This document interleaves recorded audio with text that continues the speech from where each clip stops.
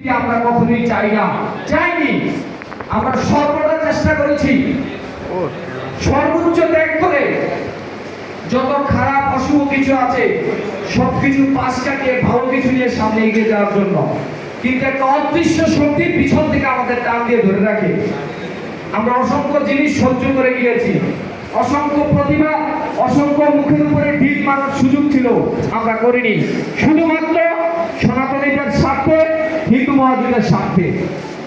আমরা কখনো দুর্বৃত্তায়নের মধ্যে ছিলাম না, কিন্তু তারপর ফলশ্রুতিতে দেখেছি শুধুমাত্র ইগো প্রবলেম, ব্যক্তি স্বার্থের জন্য মানুষ আড়ালে চলে যায়।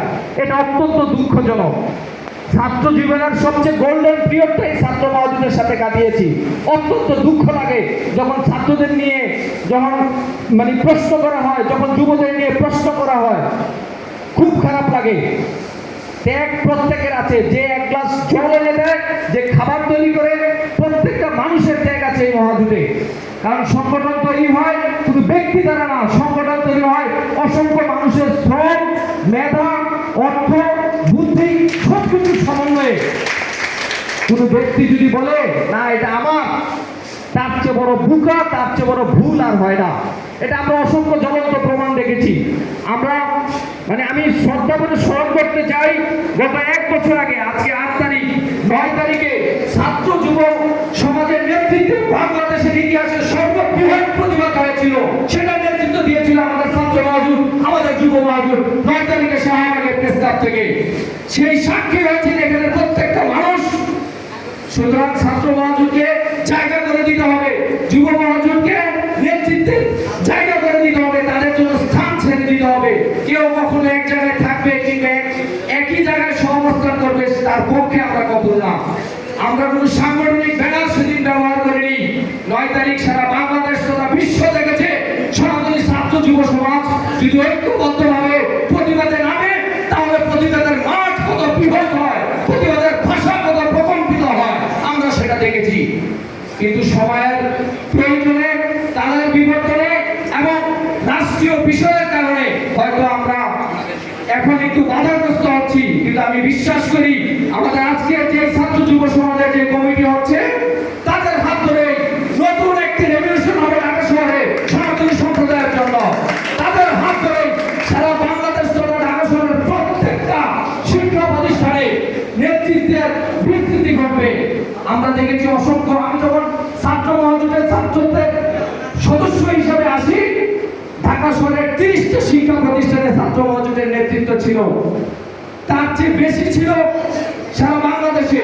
কিন্তু কিছু কুচক্রী মহলের কারণে, মহাজোটকে নিয়ে বিভ্রান্ত ছড়ানোর কারণে এটা আজকে ধীরে ধীরে বিপথে চলে গিয়েছিল। কিন্তু আমরা চাই আজকে ঢাকা মহানগর উত্তর দক্ষিণের যে নেতৃত্ব তৈরি হবে, শুধু পোস্ট পদবী না, প্রত্যেকটা সদস্য সেখানে নেতৃত্ব দিয়ে প্রায় 50টার অধিক শিক্ষা প্রতিষ্ঠান রয়েছে বেসরকারি, ঢাকা শহরে প্রাইভেট ইউনিভার্সিটি এবং সরকারি কলেজ রয়েছে 8টি এবং বিশ্ববিদ্যালয় রয়েছে 2টি। তো আমি মহানগর উত্তর দক্ষিণের নেতৃবৃন্দকে অনুরোধ করবো, আপনারা প্রত্যেকটা শিক্ষা প্রতিষ্ঠানের লিস্ট করে তাদের সেই শিক্ষা প্রতিষ্ঠানগুলো থেকে যে যে নেতৃত্ব, যারা ছাত্র নতুন ভর্তি হয়, তাদের কাছে আপনারা ছাত্র মহাজোটের মেসেজ পৌঁছে দিবেন। এবং কি আমাদের ছাত্র মহাজোটের বিগত দিনের যে অর্জন, আমাদের যে প্রতিবাদ হয়েছে অন্যায়ের বিরুদ্ধে, ছাত্র মহাজোট সবসময় মাঠে থাকে। তারা রাষ্ট্রবিরোধী কোনো কর্ম করে না, তারা রাষ্ট্রের ক্ষতি হয় এমন কোনো কাজের সাথে জড়িত হয় না। সনাতনী সম্প্রদায় তথা রাষ্ট্রের সর্বদা কল্যাণের জন্য সনাতনী ছাত্র সমাজ কাজ করে, ছাত্র মহাজোট কাজ করে, যুব মহাজোট কাজ করে। এই বার্তা আপনারা পৌঁছে দিবেন এবং কোনো অন্যায়ের কাছে আপোষ করবেন না। কোনো কুচক্রী মহল স্বাধীনতা বিরোধী শক্তির সাথে কোনো আপোষ করলে তাদের কাছে মুখোমুখি হবেন না। সেই জন্য আপনাদেরকে সজাগ থাকতে হবে। আমরা জানি, আপনারা জানেন 5 তারিখের পরে সারা বাংলাদেশ যখন সনাতনী সম্প্রদায় ভীত সন্ত্রস্ত, আমরা দিক বিদিক আশাহত হচ্ছিলাম যে কিভাবে তাদেরকে সান্ত্বনা দিব, কিভাবে তার এই হামলার আমরা মোকাবেলা করব, কিভাবে নিবৃত্ত করবো দুর্বৃত্তদের। ঠিক তখনই মামা শুকুরির মতো আবির্ভাব হলেন সেই কালো টুপিওয়ালা ব্যক্তি, যার কারণে সনাতনী সম্প্রদায়ের নেতারা কতটা আরো ভীত সন্ত্রস্ত হয়েছে সেটা বলার অপেক্ষা রাখে না। সেই আক্ষেপের জবাব আমরা ছাত্র যুব মহাজোট দিব। এই বাংলাদেশের সনাতনী সম্প্রদায় অলরেডি অনলাইন অফলাইন এবং মন্দির থেকে সেই প্রতিবাদ কিন্তু জানিয়ে দিয়েছে। কোথাও যাওয়ার জায়গা নেই সেই টুপিওয়ালা লোকের।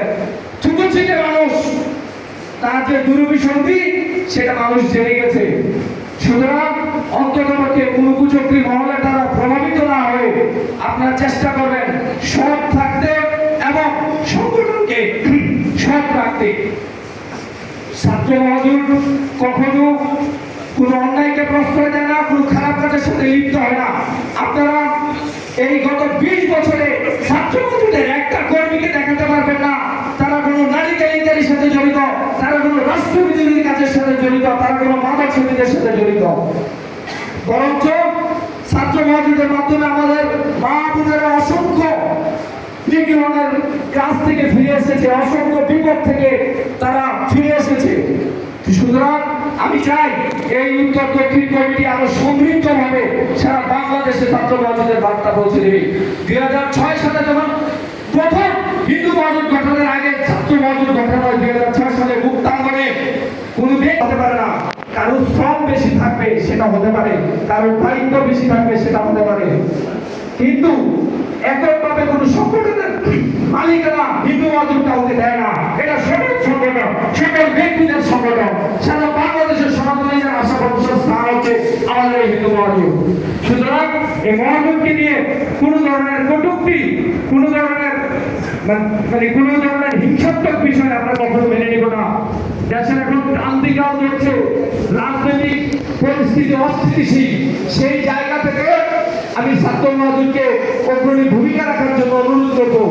অন্ততপক্ষে সারা পৃথিবী জন্য এখন 2 আঙ্গুলের মধ্যে সেই আঙ্গুলগুলোকে নিয়ন্ত্রণ রাখবেন।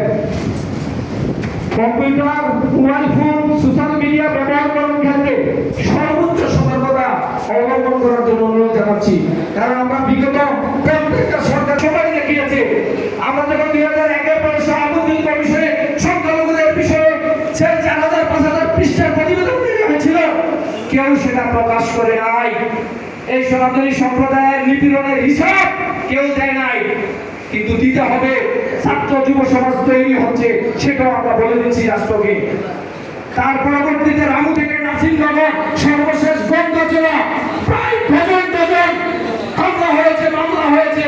প্রকাশ্যে দিবালুকে স্লোগান দিয়ে সনাতনী সম্প্রদায়ের মন্দির, সনাতনী সম্প্রদায়ের বাড়ি ঘর লুটতরাজ মামলা দিয়েছে। 57 ধারার নামে পেশাদার ফেলে দেওয়া হয়েছিল আমাদের ছাত্র সমাজকে এবং বুদ্ধিজীবীকে। একটারও বিচার কোনো সরকার করে নাই, একটারও দৃশ্যমান কোনো আইনগত ব্যবস্থা নেয় নাই। প্রকাশ্যে দিবালুকে দিনের আমার মতো হামলাগুলো হয়েছে, ভিডিও ফুটেজ রয়েছে, কিন্তু আসামিরা সবাই বাইরে। কিন্তু যে অন্যায় করে না, যার নামে ফেক আইডি খোলা হয়, তাকে কোনো প্রশ্ন ছাড়া, তাকে কোনো কারণ ছাড়া, মামলা ছাড়া আমরা জেলে নিতে দেখেছি। একজন একাধিক জন, সেই রহস্যরাজ, টিটু রায় এবং যুবক